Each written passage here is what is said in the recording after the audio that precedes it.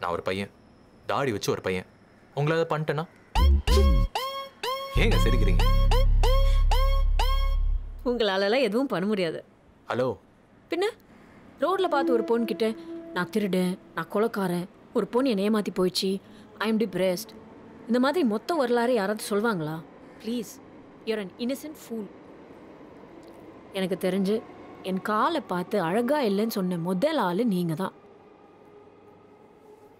கொஞ்சம் இருங்க. ஏய், நல்லா தானே இருக்கும் உங்கள் காடு. இது பார்க்கும்போது தெரில, எஸ்பெஷலி அந்த முழங்கால் நெறிவும் கெண்டக்கால் சதையும் சூப்பருங்க. இப்படி பேசாதீங்க, என்னை பத்தி உங்களுக்கு தெரியாது. ஏங்க, நான் தொட வரலங்க. நான் தொடர்றத இருந்தால் சொல்லிட்டு தொடுவேங்க. ஒரு நிமிஷம். ஆல்தியா ஜான்சன், ஹெச்ஆர் மேனேஜர், எம் பாஸ். ஹைட் ஒரு 5.11. ஓ, ஹீல்ஸ் போட்டிருக்கீங்களா? 5.9 இருக்கு. வெயிட் ஒரு 60 kg. 34, 28, 36. ப்ளீஸ் இப்படிலாம் பேசாதீங்க, எனக்கு கல்யாணம் ஆயிடுச்சு. ஏங்க எப்படி பச்சை போய் சொல்கிறீங்க? ஏன் போயின்னு நினைக்கிறீங்க? அப்புறம் என்னங்க, தமிழ்நாட்டில் கல்யாணமான எந்த பொண்ணுக்குங்க 28 சைஸ் இடுப்பு இருக்கும்? எல்லாமே எக்ஸ்ட்ரா லார்ஜ் தான். எனக்கு வந்து எக்ஸ்ட்ரா லார்ஜாக இருக்கணும்னு ஆசையாக இருக்குது. நல்லா சாப்பிட்டு டிவி பார்த்து மதியானம் நல்லா தூங்கிட்டு கிடைக்கல.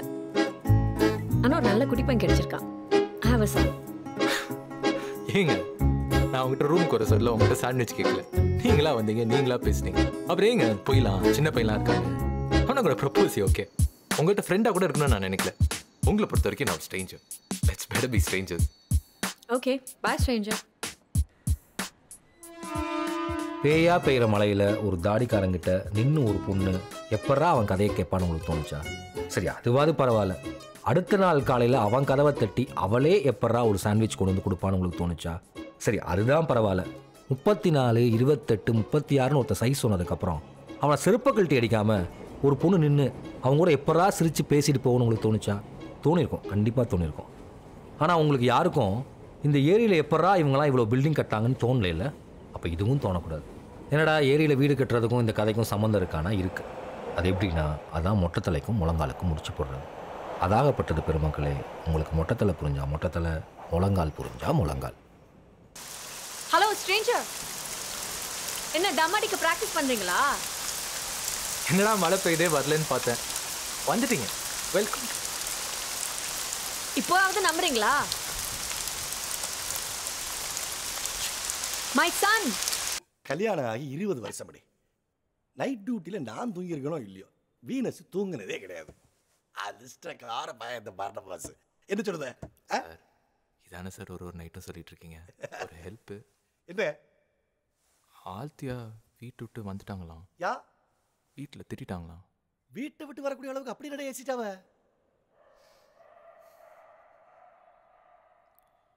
பிச்சுன்னு பிச்சின பிச்சைக்காரியோ? என்ன தேவடியா? செக். சரி சார், அவங்க நைட் தங்குறதுக்கு ஒரு இடம் வேணுமா? காலையில் 4:30 மணிக்கு அவங்க ஃப்ரெண்டு வீட்டுக்கு போயிடுவாங்க. அது வரைக்கும் ஸ்டேஷனில்.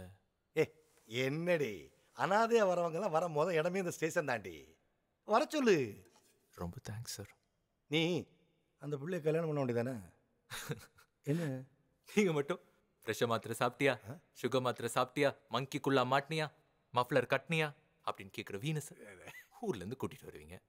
நாங்கள் மட்டும் சென்னை பொண்ணு, அதுவும் ஏற்கனவே கல்யாணம் ஆகி குழந்தை இருக்க போனால் கல்யாணம் பண்ணுமா சார்? போங்க சார். பொண்ணுகள் என்னடி சென்னை பொண்ணு கிராமத்து பொண்ணு. இந்த பயிலுங்க நிறைய படிக்க போய் தான் மண்டை காஞ்சிடுவானுங்க போல் இருக்கு. சவத்தை நம்ம சொல்லி எதை திருத்த போறானுங்க. எல்லாம் இயேசுவே எனக்கெல்லாம் இயேசுவே உன்னை இன்னி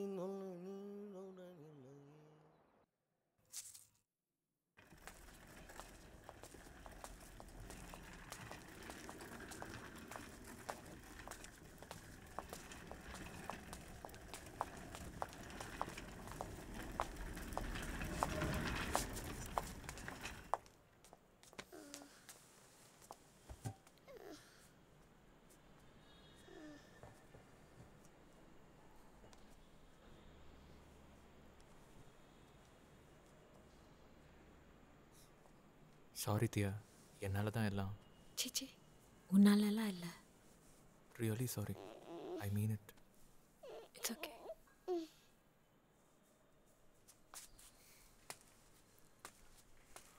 சரி தியா, நீ படு. நான் பாஸ்டரோட இருக்கேன். பயந்துட்டியா? இல்லை. காலையில் நான் உன் கூட வந்துடுவேன்னு கவலைப்படாத. 4:30 மணிக்கு நான் கிளம்பிடுவேன். I promise. உட்காரு.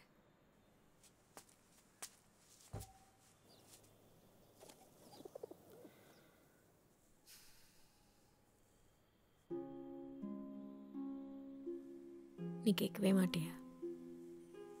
என்ன?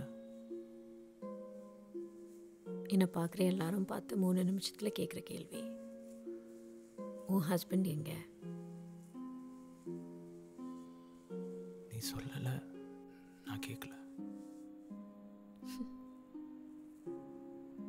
ஒவ்வொருத்தர்கிட்டயும் ஒரு கதை சொல்வேன். துபாய்க்கு போயிட்டாரு, ஆஸ்திரேலியாவுக்கு போயிட்டாரு, நிலாவுக்கு போயிட்டாரு, செத்துட்டாரு, டால்ஃபின்ஸோட ஸ்விம் பண்ண போயிட்டாரு.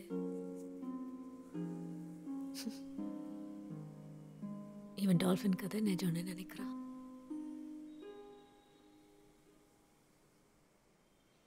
மற்றவங்க நம்புற மாதிரி நடிச்சிட்டு போயிடுவாங்க.